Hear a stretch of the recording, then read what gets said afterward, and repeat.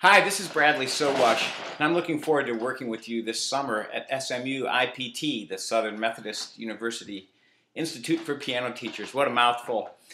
This is the first of a couple of videos that are following the flipped classroom model, where you get a little bit of information ahead of time and then we're built on that when you arrive. And that way you get the most out of the sessions that we work on together.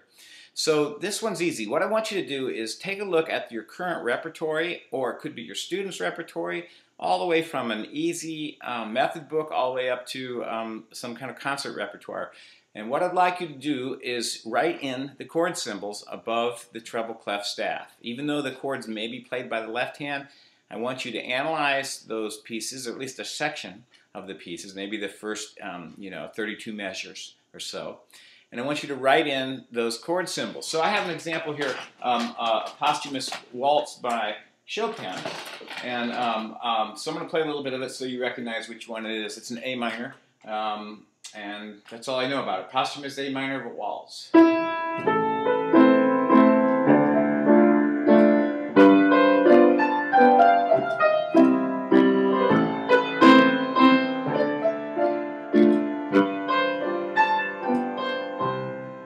Something like that. Okay, now what I want you to do then is figure those out. So I figured out he makes it easy because he's just playing the chords. Here's an A minor, here's D minor, and here's a G7, and here's a C.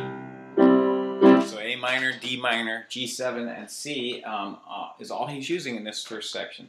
And so by knowing that, there's things I can do with it. I could ask the student to make a completely different style improvisation on Chopin's chords. So we might go, here's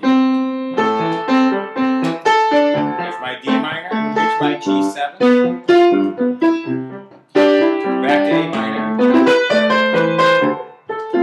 here's my G7. Okay, and let's even do another style. Let's do it as if Mozart did it.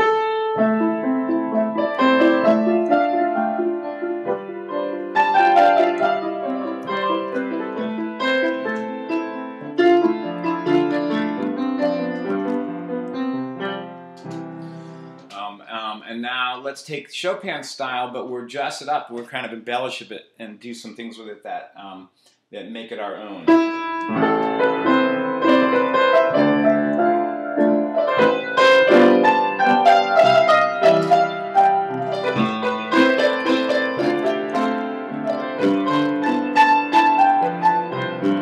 Something like that. So, I'm not playing it perfectly. I'm just tossing it off just as you would in the lesson.